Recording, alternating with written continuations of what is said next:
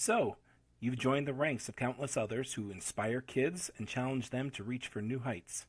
The impact that a teacher has on a student is real, and it is significant. But you already knew that. Sometimes that impact is positive, opening up new worlds for students. And sometimes it's negative, limiting a student's options. But you probably already knew that as well. Every decision made, every action chosen, is rooted in a teacher's beliefs. Beliefs about students and beliefs about learning. Beliefs influence us, often without our awareness. Two of these beliefs are our standards and our expectations. Standards are the bar we set in our classroom, the level of performance we require. They may be academic and define what proficiency looks like in a particular content area. Standards may also be behavioral, defining the norms of how we will interact with each other in our classrooms, what is acceptable and what is not. Expectations are the belief we have in our students' capacity to succeed. They're our conviction that kids can reach high levels, academically and behaviorally. We're going to visit 4 classrooms and look at how combinations of high and low standards and expectations get expressed. We'll look at the messages that are communicated to our students, messages that either open up doors for our students or close them. Let's look at the first classroom. In this classroom, the teacher clearly has high standards set for her students. She has set a very high bar for what success looks like in this class. In fact, if you look up the word rigor, this teacher's face is in the dictionary. However, this teacher is not convinced that all of her students are capable of meeting her demands. In her mind, a few will reach the top, most will middle out, and some will sink to the bottom. Classic bell curve. Some students have it, and some students don't. Over time, those students will see themselves as incapable of doing tough stuff. Now, let's look at a second classroom. In this room, the demand is simply not there. The bar has been lowered and the tasks are not rigorous. The teacher clearly has low standards for the students. Even worse, the teacher isn't convinced that the students will meet those low standards. A deal has been struck by this teacher. I won't demand much. I won't expect much.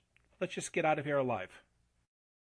Over time, these students internalize these lowered standards and expectations as part of their own identity.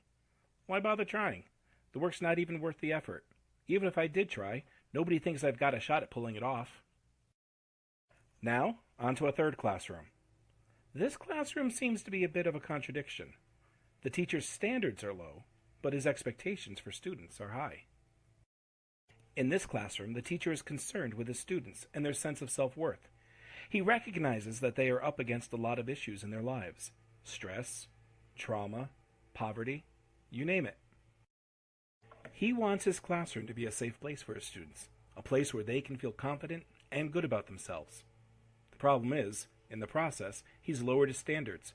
The work is low level, so his gold stars aren't worth much. While well-intentioned, this teacher is slowly killing his students with kindness, because his students never encounter rigorous tasks that stretch them, grow them, and require them to persevere. Finally, let's look at the last classroom. By now you've guessed it.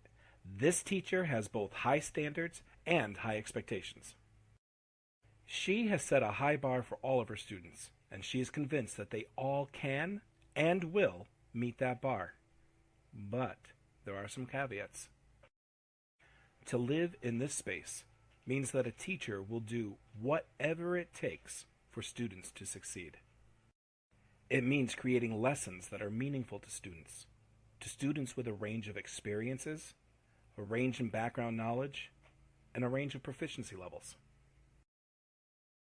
It means establishing a classroom culture where making mistakes is seen as being okay, and it's safe to take a risk.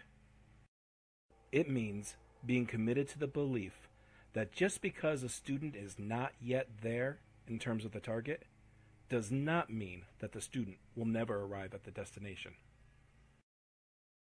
Remember, a student's current level of performance is not an indication of their ability to achieve.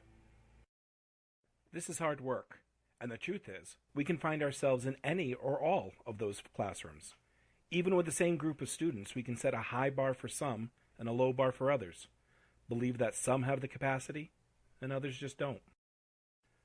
The good news is that we're not alone in this hard work. We have access to a range of resources, including other colleagues, to help us increase our own capacity to meet this high bar that's been set for us. It isn't easy, and it won't happen overnight, but it can be done.